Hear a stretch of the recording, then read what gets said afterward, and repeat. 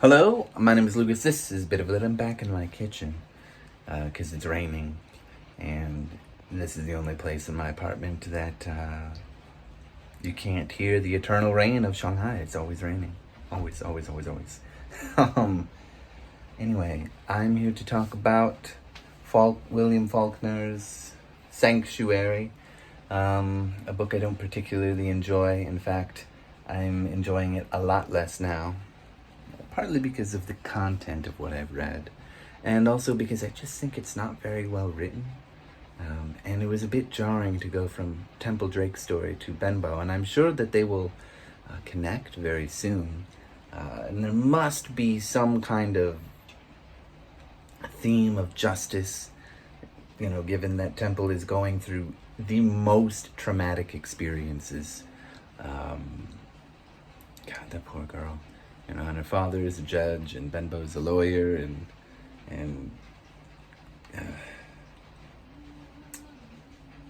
anyway, yeah, I'm not really enjoying the book.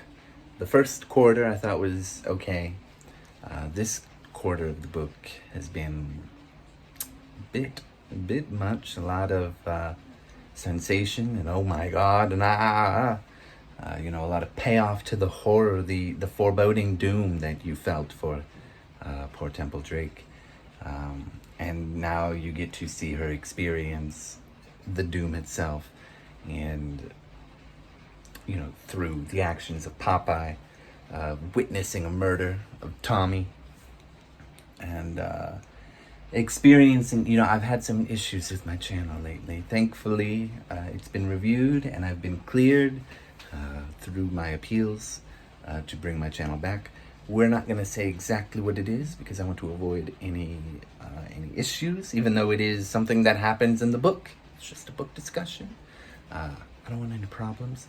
A terrible crime is committed toward Temple Drake by Popeye, who is just the scum of the earth. I mean, even worse than that. He's like a cancer of the scum of the earth.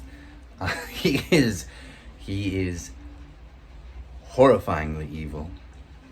And after he does that and leaves her bloodied and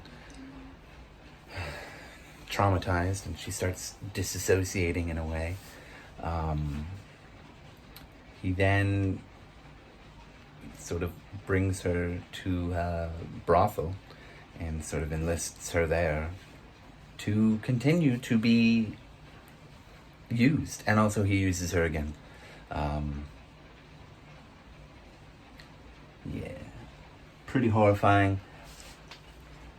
It's not so much, it's really hard to take so much of this horrifying, these terrible things when reading, or it's not so much that I can't handle it.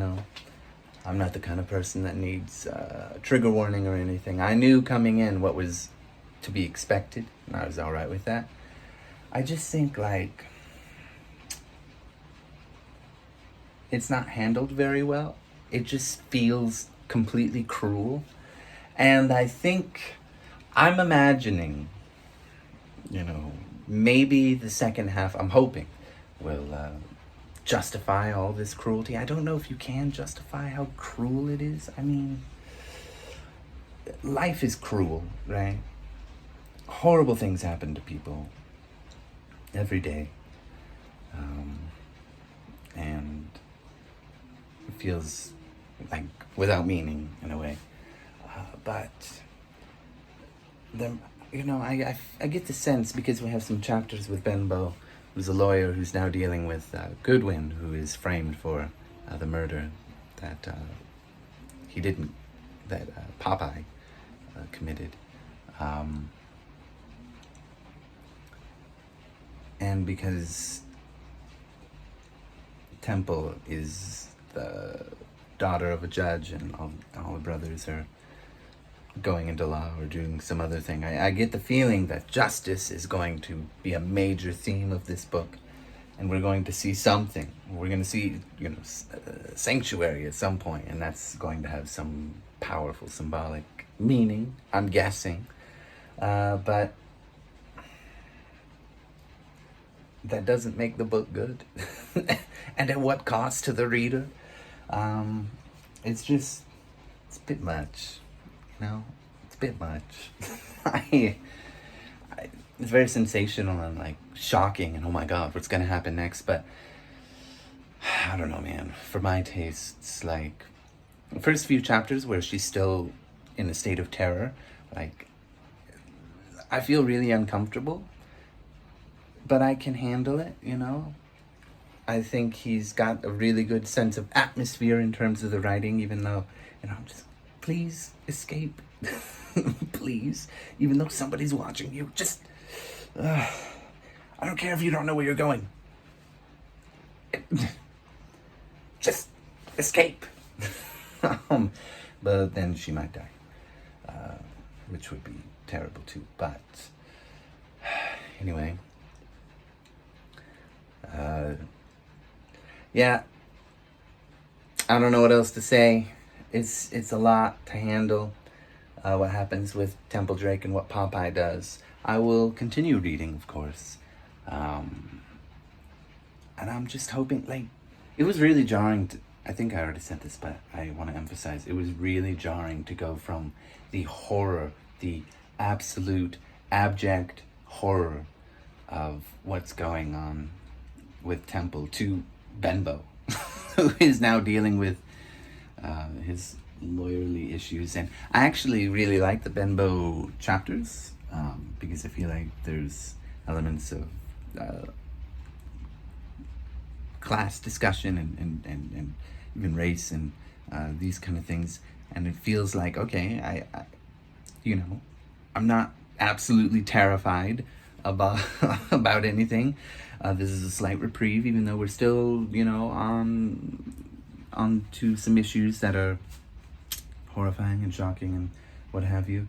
But I feel like there's, you know, some kind of meat there that isn't soiled and spoiled and grotesque in some way. And once again, you know, I was reading this at a time when my channel was suspended, and I was just, come on, second time in 2 days, why? So I'm a bit lost on some details. I think I missed some things. Might review a little bit. Just maybe I just see what other people said. I don't think I really want to go back over this section in any way. Lots of bad things happened, and it was a bit much, you know. I want to be in a good mood. I don't want to be in a, you know, why do I need to see so much suffering in literature? Okay, you know, I